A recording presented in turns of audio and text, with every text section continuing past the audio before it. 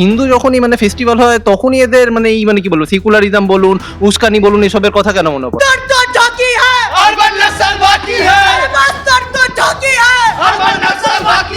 যতদিন যাদবপুর থাকবে ততদিন এই নকশালদের এই বামপন্থীদের চোখে চোখ রেখে লড়াই করবে এনএসএফ।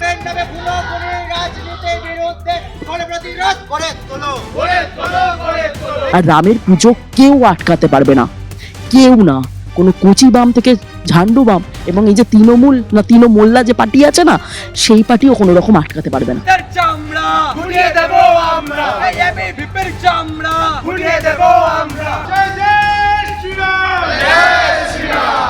ইউনিভার্সিটিতে যখন ইফতার হয়েছে, যখন এখানে বিফ স্টল বসানো হয়েছিল, সেটা ভারতবর্ষের সাংস্কৃতিক এবং যে আধ্যাত্মিক যে ইতিহাস যে পরম্পরা বা যে সংস্কৃতি তার উপরে আঘাত এসেছিল। আজকে রামনবমীর মাধ্যমে আমরা এটাই বোঝাতে চাই যে রাক্ষসেরা যতবার বেরিয়েছে পৃথিবীতে, রাক্ষসেদের যতবার উৎপাত বেড়েছে ততবার কিন্তু রাম এসছে, এবং আমরা বিশ্বাস করি যে প্রত্যেক মানুষের মধ্যেই একজন রাম আছেন যাকে ঠিক সময় জাগিয়ে তোলা দরকার এবং যিনি একাই রাবণের পুরো লঙ্কাকে নাশ করে দিতে পারে। তেমনই যাদবপুর ইউনিভার্সিটিতে যে মনোপলি তৈরি করেছে বামপন্থীরা, যে আইডিওলজিক্যাল মানে থিওরির নাম করে তারা ভারতবর্ষের সংস্কৃতিকে ক্রমাগত অপমান করে যাচ্ছে এই যাদবপুরের মাটিতে দাঁড়িয়ে, তার বিরুদ্ধে এটা আমাদের ছাত্রদের একটি সাংস্কৃতিক প্রতিবাদ। জঙ্গি নকশালরা যারা হচ্ছে নিজেরাই ক্লেম করছে যে আমরা জঙ্গি প্রতিরোধ গড়ে তুলবো, এরা হচ্ছে আর এরা মানে ওপেনলি বলে আমরা মাওবাদ সাপোর্ট করি এবং আমরা আর্মড রেবেলিয়ন করে ভারত রাষ্ট্রকে ধ্বংস করতে চাই, এটা এদের বক্তব্য। ঠিক আছে, তো এরাই বলছে হচ্ছে যারা কয়েকজন ক্যাম্পাসের কয়েকজন বাইরের, এরা এবারে মানে কি করে ওপেনলি অপারেট করছে সেটা হচ্ছে কোশ্চেনেবল, যে স্টেট অ্যাপারেটাস কি করছে এদের উপরে। ভারতবর্ষ মর্যাদা পুরুষোত্তমের দেশ, ভারতের জন্মভূমি, সব কিছু রামের যে পুণ্যাত্মা, সেই আত্মার সেই মর্যাদার যে ধারক বাহক প্রতিটা সনাতনী ধর্মের মানুষ, প্রতিটা ভারতবাসী, সেটাই তারই হচ্ছে আমরা পুজো করছি আজকে। সেই মর্যাদা, সেই সম্মান, সেই গৌরব, সেই সংস্কৃতি আমরা ফিরিয়ে আনার চেষ্টা করছি। শুরু অনেক জায়গা থেকেই হয়েছে, যাদবপুর ইউনিভার্সিটি এবিভিপি হচ্ছে সেই ধারাকে বহন করে নিয়ে যাচ্ছে।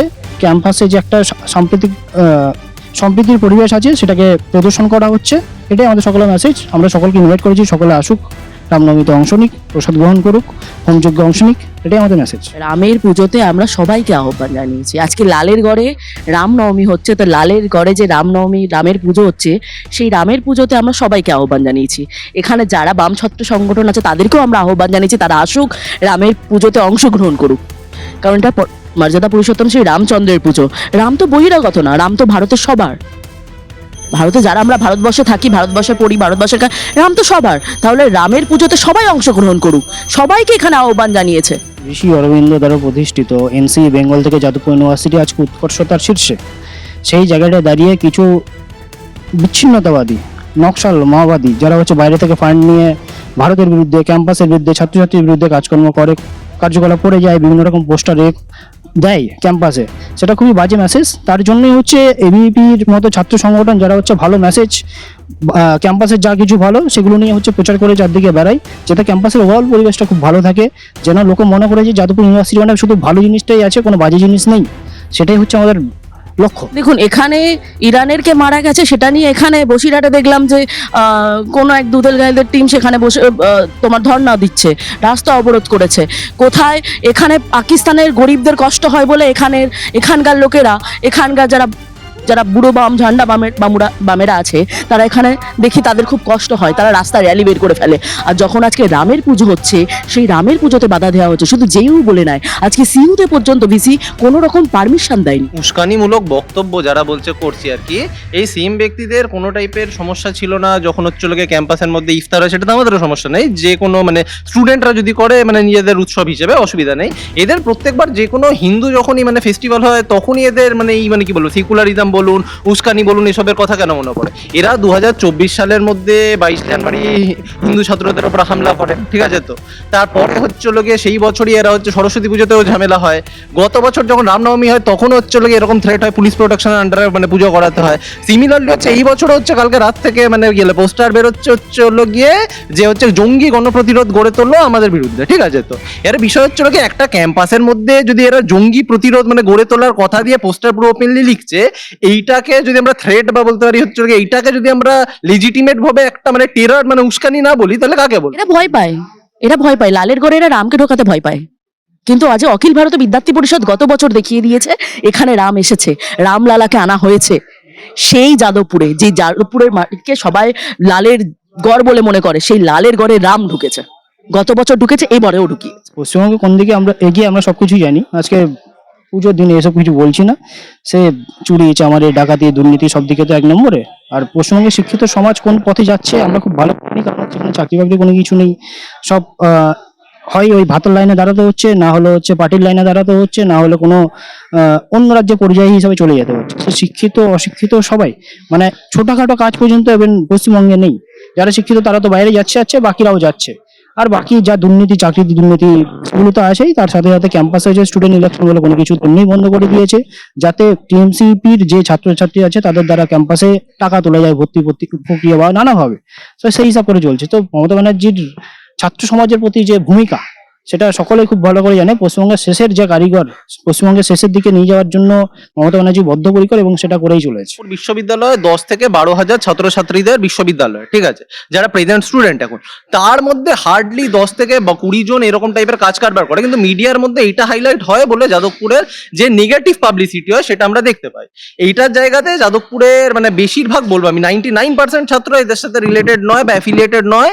যাদবপুরের ছাত্রছাত্রীরা সবাই বেশিরভাগ লোকজনটাই হচ্ছে হলো গিয়ে মানে এদের সাথে কোনোভাবে অ্যাফিলিয়েটেড না, নাইদার এদের আইডিওলজিকে সাপোর্ট করে। তো এইটা যে বলা হয় যে যাদবপুর হচ্ছে এদের গড়, সেটা একদমই ঠিক কথা নয়। এইটা বেসিক্যালি হচ্ছে